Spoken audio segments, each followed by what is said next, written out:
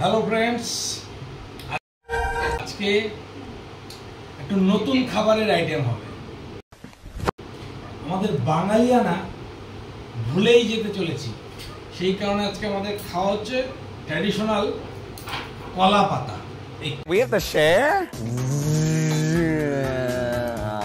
কলা পাতায় আমরা আজকে খাবো। তো এবার কলা পাতায় আমরা কি খাবো সেটা তোমরা দেখতে পারবে, আর দেখার জন্য অবশ্যই ভিডিওতে থাকতে হবে। তা প্রথমে আমরা কথা কি ক্লিয়ার না ভেজাল আছে? কলা পাতাটা নিয়ে নিলাম। কলা পাতার মধ্যে ধোয়া ছিল, তবু আমি হালকা করে জাস্ট ধুয়ে নিলাম।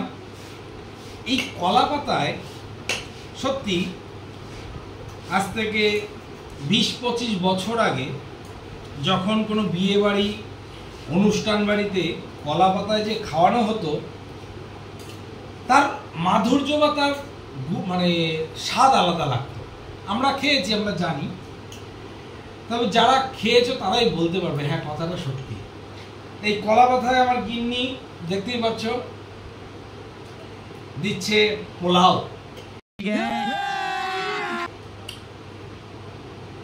খুব শখ করে আজকে রেঁধেছে, তোমাদেরকে দেখাচ্ছি। এদিকে আসো। পোলাওয়ের স্মেল তোমরা তো পাচ্ছ না, কিন্তু পোলাওয়ের যে স্মেল মানে সেই যে সুগন্ধ, সেই গন্ধেই অর্ধেক ভোজন হয়ে যাচ্ছে। এই পোলাওয়ের সাথে থাকছে চিকেন, আর কি থাকছে? কি করেছো? পনির, চিংড়ি মাছের কষা। আচ্ছা, তো তোমাদের সাথে প্রথমে দেখাচ্ছি এখানে একটা বড় লেগ পিস পড়ে গেছে পোলাওয়ের সাথে, তার সাথে চিকেন গ্রেভি সহকারে, মানে খুব মানে যেটাকে বলা যায় মানে ঘ্রাণেই অর্ধেক ভোজন। কথা কি ক্লিয়ার না ভেজাল আছে? এটা এখানে বোঝা যাচ্ছে, কারণ আমি মানে আমার লোভ সামলাতে পারছি না, এতটাই স্বাদ লাগছে। একটা রসুন দিও আমাকে।